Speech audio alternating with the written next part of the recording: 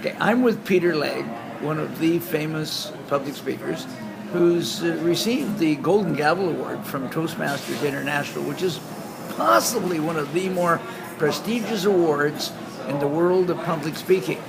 A few questions, though.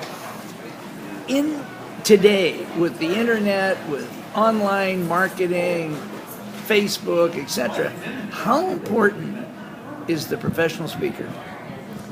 I think the professional speaker today is as important as they have been for the last 5, 10, 15, 30 years.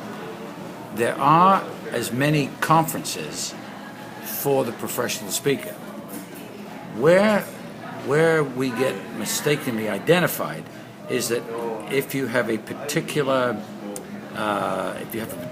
bent, that you're a specialist in a particular issue for a particular corporation, for a particular kind of speech, then you would go to do online speaking and webinars and what have you. But for big conventions, 2, 3, 4, 500 conventions, they're looking for professional speakers to relate to the audience about the product that is being sold. And they're looking for stories, looking for inspiration, they're looking for how-tos, and I do as many a year as basically I want to, but they're not looking for PowerPoint presentations. They don't hire me for a PowerPoint presentation. They hire me to hear what I know. And so I try and do that, and that seems to work well. Works well for me.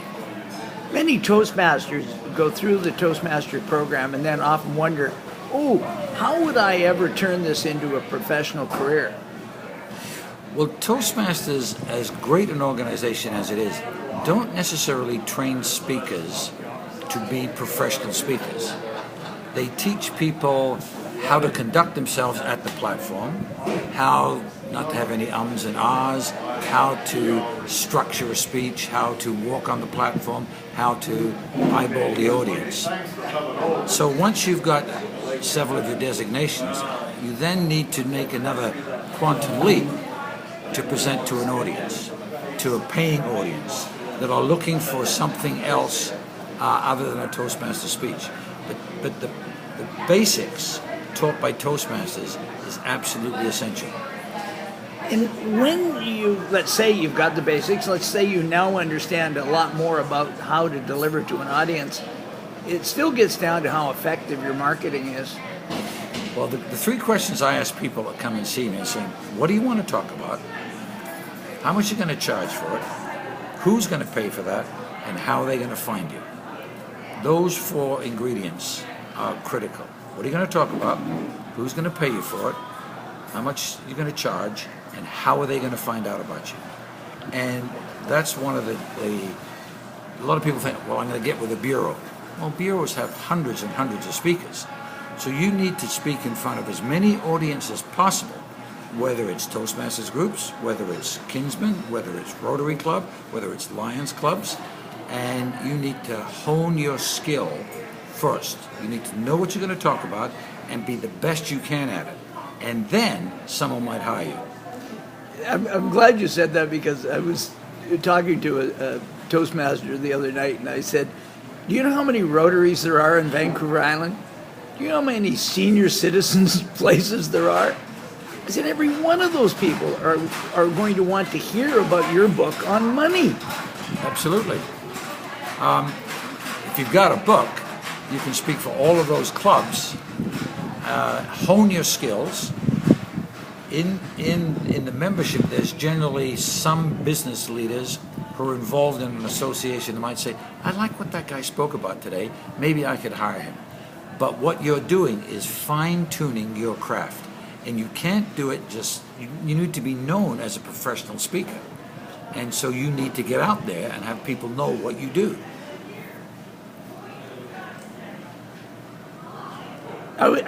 You've certainly given the tips that I've been looking for.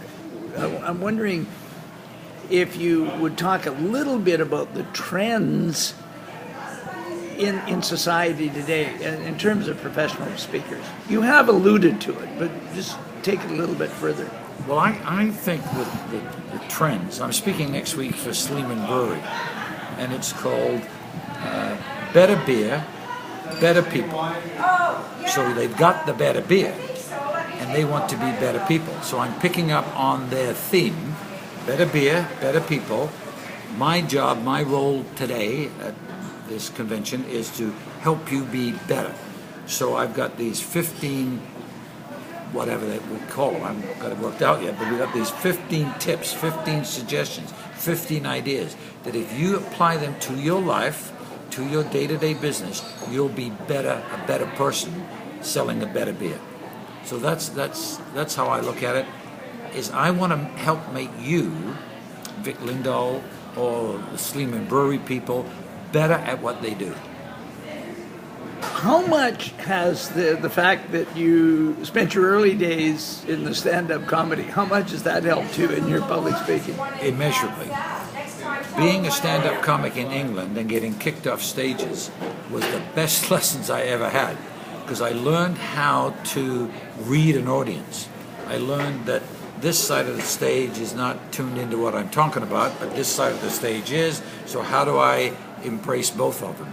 And so starting out as a comedian and using humor, which I try and use as much today, so I start off using humor to figure out where the strengths and the weaknesses in the audience are before I get into my message.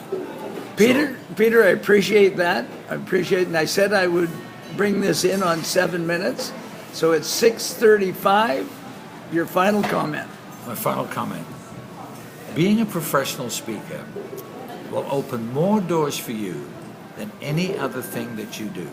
99% of that audience want to do what you do, but are scared stiff to do it. So do it well, be known as a great speaker, and you can do it for 50 years. Thank you, Peter Legge.